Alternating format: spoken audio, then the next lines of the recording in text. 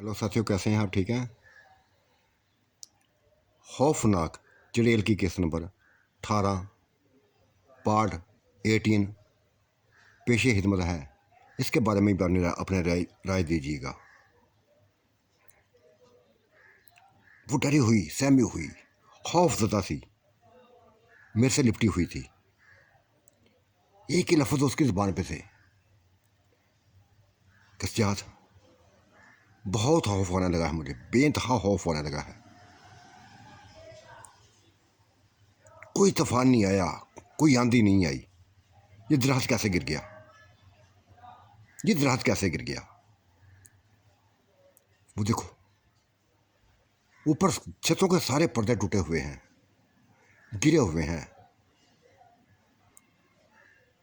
हाँ, देख रहा हूँ बल्किस बेगम, देख रहा हूँ।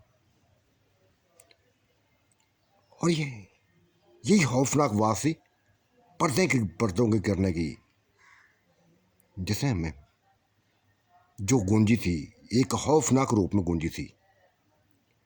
लेकिन ये कौन था? निशा तो ऐसा कर नहीं सकती, वो तो ऐसा कर नहीं सकती। क्यों कर वो ऐसा करेगी? क्या फ़ायदा उसको? वो तो हमारी फात करने वाली है, हमारे लिए कुछ भी कर सकती है। कुछ भी है सुजात, कुछ भी है। कुछ करो, कुछ करो, वरना मुझे कुछ भी हो सकता है। खौफ से शायद मैं मर जाऊं। तसल्लियाँ देने लगा था मैं उसको, हौसला देने लगा था। तब वो खुद ही बोली थी, सुजात, तुमने जो चिल्ला किया हुआ था, जो तुमने चिल्ला किया हुआ था, वो चिल्ले का फ़ायदा उठाओ। सर, तुम्हारे अंदर चिल्ले की ताकत है, जिन भूतों को कैद करने की ताकत है, उनको जान से मार देने वाली ताकत है। तो ताकत का फ़ायदा उठाओ। जिसने भी काम किया है उसको हाजिर करो, जला दो उसको, मार डालो उसको। ये ऐसी बात थी जो बल्किस बेगम ने मेरे कान में डाल दी थी। मैं तो अपने चिल्लों को बिल्कुल भूल गया था। आज तक को अपने चिल्ले का कोई फ़ायदा नहीं उठाया था। जिसके लिए चिल्ला किया था, जिसको ख़त्म करने के लिए चिल्ला किया था, जब उसको ही हासिल कर लिया, जब उसको ही अपना लिया, तो फिर क्या हासिल था? क्या करता चिल्ले का? कोई फ़ायदा नहीं उठाया था, किसी किस्म का कोई फ़ायदा नहीं उठाया था। आज बल्किस बेगम ने मुझे वो चिल्ला याद करवा दिया। मैंने कहा, हाँ, पता करता हूँ, मैं पता करता हूँ कि ये क्यों हुआ है, किसने किया है।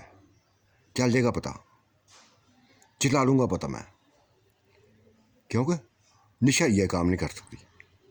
हाँ, उसने बताया था कि उसके खानदान वाले उसके दुश्मन हैं, उसके हामद के भाई उसके दुश्मन हैं, कुछ भी कर सकते हैं। शायद उनका ये खेल हो, वो हमें खौफ ज़्यादा करना चाहते हों। जो भी है सज्जाद, जो भी है, मुझे इस खौफ से बाहर निकालो, मुझे इस खौफ से बाहर निकालो। वरना मैं जानती हूँ कि मैं बहुत कमज़ोर औरत हूँ, बहुत कमज़ोर दिल की औरत हूँ, ऐसी चीज़ों को बर्दाश्त नहीं कर सकती। अभी तक खौफ उसके ऊपर सवार था, अभी तक डरी डरी हुई, सहमी हुई, मेरे साथ लिपटी हुई, गिरे हुए दराज को देख रही थी। नजरें तो मेरी भी दराज के ऊपर थी, सोचें भी हज़ारों थी। अब नई सोचों का इजाफा हो गया था मेरे अंदर, जो बल्किस बेगम ने मेरे अंदर डाल दी थी। मुझे चिल्ले का फ़ायदा उठाना चाहिए, चिल्ले का फ़ायदा उठाना चाहिए। दूसरे दिन है, सुबह सवेरे ही तमाम बात निशा को बता दी मैंने कि निशा, ये वाक़या हुआ है। न तूफान आया, न आंधी आई, ना तेज़ हवाएं चली। दरख्त, ये हरा भरा दरख्त, जड़ों से उखड़ गया और दीवारों से साथ टकरा दिया, घर के पर्दे तोड़ दिए।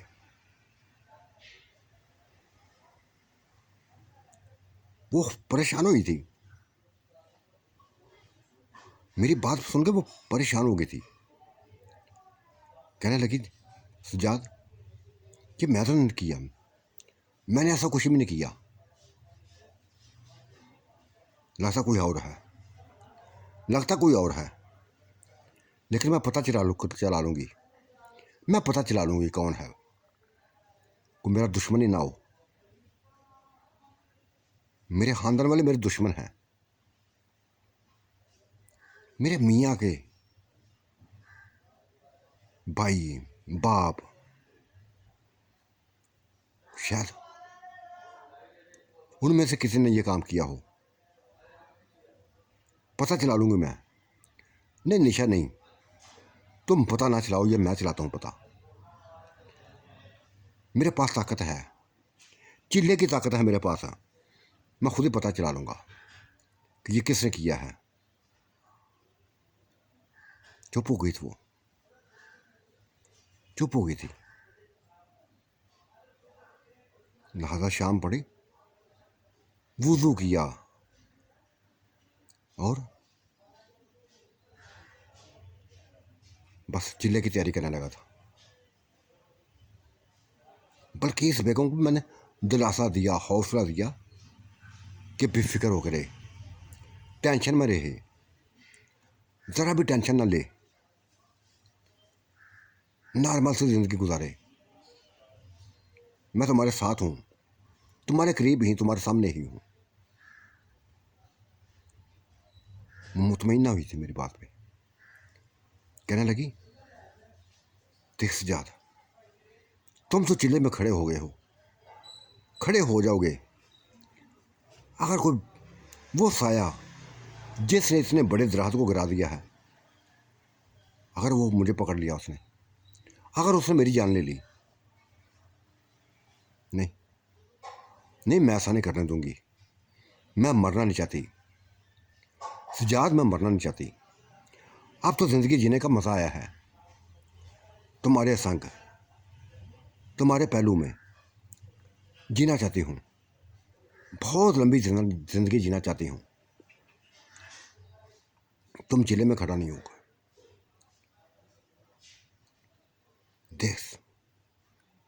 देखो बल्कीस बेगम, मुझे मत रोको, कुछ नहीं होगा तुम्हें, कुछ भी नहीं होगा। अगर कुछ हुआ तो संभाल लूँगा मैं। कैसे संभालोगे यार, नहीं संभाल पाओगे। और मुझे ख़तरा है, मुझे खौफ आने लगा है कि कुछ ना कुछ होने वाला है, कुछ ना कुछ होने वाला है। परेशान हो गई थी, उसने मुझे भी परेशान कर दिया था। तब मैंने उसको कहा, बल्कि इस बेगम एक काम करता हूँ, तुम्हें गांव छोड़ आता हूँ, किसी के घर में छोड़ आता हूँ, और पता चलाता हूँ आन के, चिल्ले की हालत में पता चलाता हूँ कि ये काम किसने किया है, कौन है जिसने ऐसा खौफ पैदा किया है, ऐसी हरकत की है। ये बात उसको अच्छी लगी थी। कहने लगी, हाँ ऐसा ही करो। लिहाजा मैं निशा को बताकर मैं चिल्ला करने लगा हूँ। बल्कीस बेगम डरने लगी है, बेइंतहा डरी हुई है, सहमी हुई है, खौफज़दा है। इसको मैं गाँव छोड़ के आता हूँ,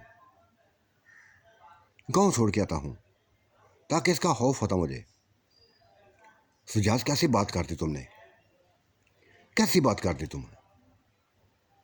अगर इसको खौफ होता ना तो मेरे पास छोड़ दो इसको, अपना काम करो, मैं हूं ना, मैं हिफाजत करूंगी इसकी। बहुत अच्छी बात करती थी उसने, और बल्कीस बेगम भी मान गई थी। लेकिन उसके अंदर से डर ख़त्म नहीं हुआ था, खौफ ख़त्म ना हुआ था। मैं बल्कीस बेगम को निशा का पाँव छोड़कर उसी जगह पे, उसी कोठी पे चला गया था।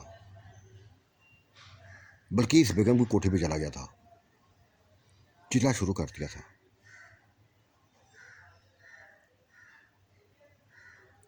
चिल्ले का मकसद बलाओं को हासिल करना था, बलाओं को बुलाना था।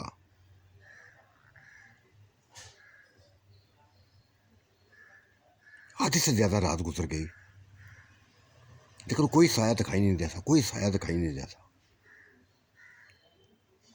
चिल्ला खत्म करके मैंने फूंके मारी थी इधर उधर, आवाजें दी थी कि जो भी हो मेरे सामने आए, जो भी हो मेरे सामने आओ। ये किसने हरकत की है? ऐसी हरकत किसने की है? कोई मुझे नजर नहीं आ रहा था, कोई मुझे नजर नहीं आया था। हाँ, अगर नजर आया था तो मेरा ही बच्चा नजर आया था।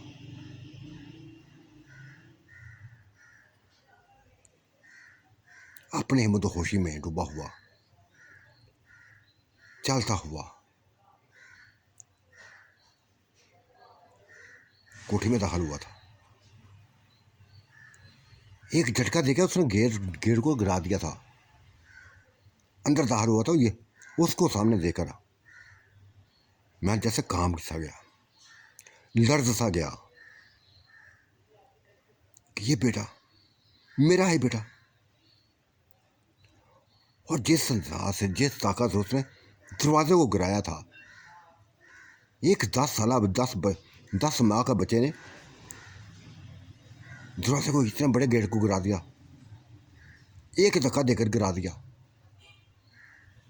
यकीनी तौर पे इसने, यही है वो जिसने उसको दराज को उखाड़ा होगा। मेरे सामने था, मेरे करीब नहीं आया था, इधर उधर घूमने लगा था। मेरी नजरें उसको देख रही थी। क्या करता उसका? उसने मुझे खौफ ज़्यादा कर दिया था, इतना खौफ ज़्यादा कर दिया था कि बस क्या बताऊं। लेकिन क्या कहता उसको, उस बच्चे को क्या कहता? अगर मारता तो निशा को अपना दुश्मन बना लेता, अपनी जान का दुश्मन बना लेता। मैं जानता था वो कितना प्यार करती है इसे, कितनी चाहती है इसको। तब हिम्मत से मैंने काम लिया, बच्चे को करीब किया, जाकर उसको अपने गोद में उठा लिया। इतना बड़ा जिस्म उसका, उठाना मुश्किल हो गया था मेरे, लेकिन उठा लिया था। और प्यार करने लगा था, प्यार से पूछा था, देख बेटा, ये तुमने ये गेट कैसे गिरा दिया? गेट कैसे गिरा दिया? और ये देखो दरख्त, इतना बड़ा दरख्त, ये जड़ों से उखड़ा हुआ है, ये किसने किया? वो बुशम बस मुझे देखता ही जा रहा था, खौफनाक नजरों से देख रहा था, खा जाने वाली नजरों से देख रहा था। फिर आपने आप को मुझसे छुड़ा लिया था और एक छलांग लगाकर मेरी गोद से नीचे उतर आया था, चल पड़ा था, गेट से बाहर निकल गया था। कुछ भी नहीं कह सका था मैं उसको, न मार सका था, न कुछ कह सका था। यकीन हो गया था, पूरा यकीन हो गया था कि जो कुछ भी किया जरा है, इस बच्चे का किया जरा है, इस 10 माह के बच्चे का किया जरा है, जिसने उम्र से पहले ही चलना शुरू कर दिया था। उम्र से पहले ही ऐसे ऐसे काम करने दिखाए थे, ऐसे ऐसे काम शुरू कर दिए थे जो हमारी सोचों से बाहर थे। दरख्तों पर चढ़ना, उनकी छांव से खेलना, झूले झूलना, ऐसी ऐसी छलांगे लगाना कि बस ना कोई इसको जख्म आता, ना गिरने से चोट आती, कुछ भी नहीं आता था, बिल्कुल जिंदा सलामत था।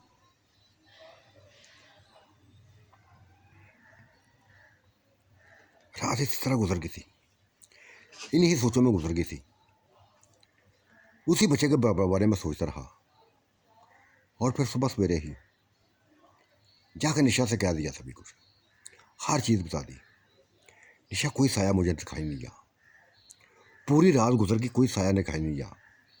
दिखाई दिया है तो ये बच्चा दिखाई दिया है।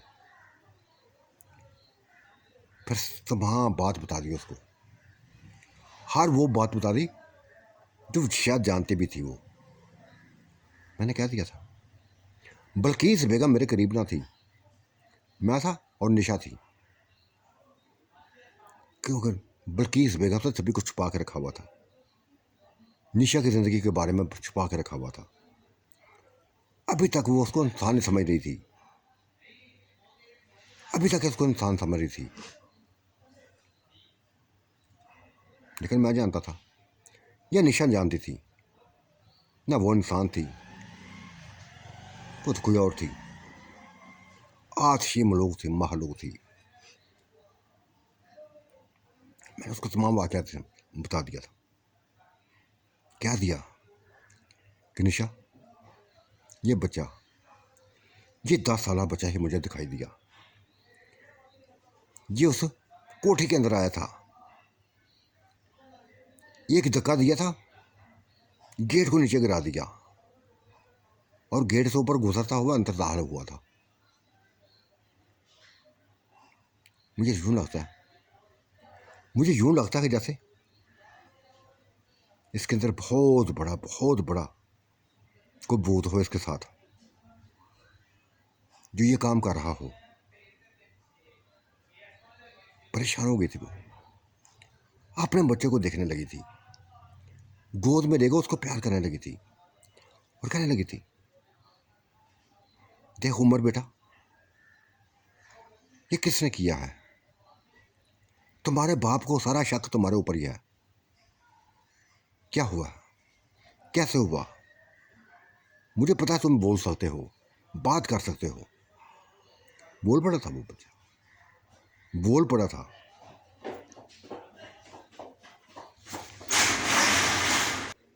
वो बोल पड़ा था। क्या दिया था उसने कि माँ मुझसे क्यों पूछती हो? मैं भला ऐसा कर सकता हूँ, मैं भला ऐसा कर सकता हूँ? बेटा मुझे पता कि तुम ऐसा नहीं कर सकते, इतनी ताकत अभी तुम्हारे अंदर नहीं है। लेकिन वो गेट कैसे गिरा, वो दराज कैसे गिरा? तुम्हारा बाप परेशान है, तुम्हारे बाप ने मुझे परेशान कर दिया है। घर में एक खौफनाक मंजर फैला हुआ है, हर कोई खौफजदा है।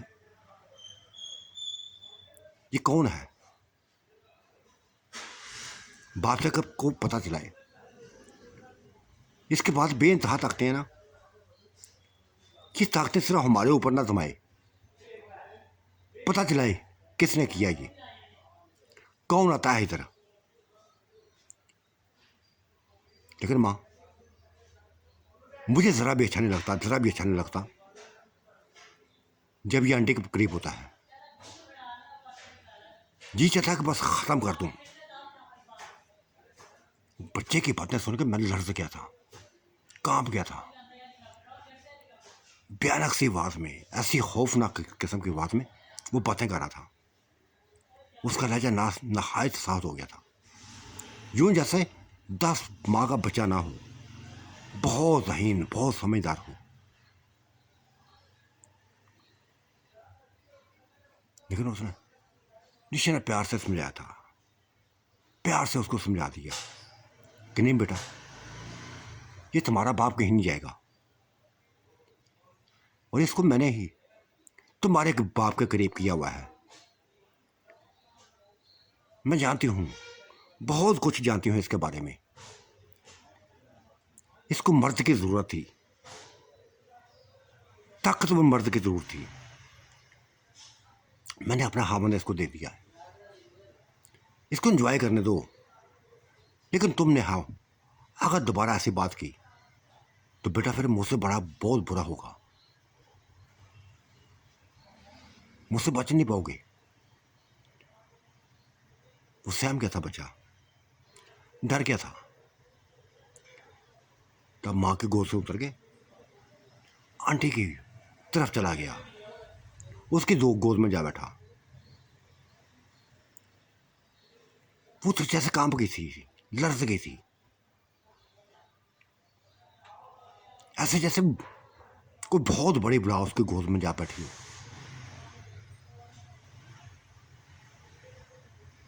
वो बच्चा, उसकी हैबतनाक आवाज अभी तक मेरे कानों में गूंज रही थी। उसके बोलने का अंदाज तो वाह, बेइंतहा साह था, बेइंतहा साह था। लेकिन मुतमईन हो गया था। निशा ने मुतमईन कर दिया था उसको। जो मेरे खिलाफ था, गहरी नजरों से मुझे देख रहा था वो। फिर चलता हुआ मेरे करीब आया था, एक छलांगा लगाकर मेरी गोद में आ गया था। एक झटका लगा था मुझे, शदीद झटका लगा था, शदीद झटका लगा था।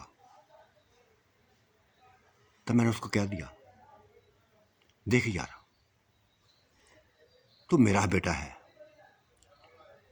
तेरे अंदर मैं जानता हूं कौन सी ताकत है। कुछ ताकत है जो तुमसे ऐसा काम करवा रही है, जो ऐसा काम करवा रही है तुमसे। बताओ मुझे, कैसी ताकत है वो? कौन सा बहुत बड़ा भूत तुम्हारे ऊपर सवार है जिसने ये किया है, जिसने ये किया है? ये तो मुझे यकीन है, ये तो मुझे यकीन है कि तुम गेट को गिरा नहीं सकते, दराज को उखाड़ नहीं सकते। किसने किया ये? तब वो उसकी हालत बदलने लगी थी, अजीब किस्म की उसकी हालत होने लगी थी।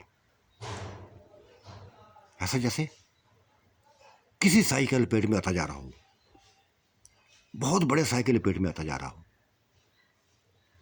उसकी आंखों में अंगारे, बस अंगारे बनने लगे थे।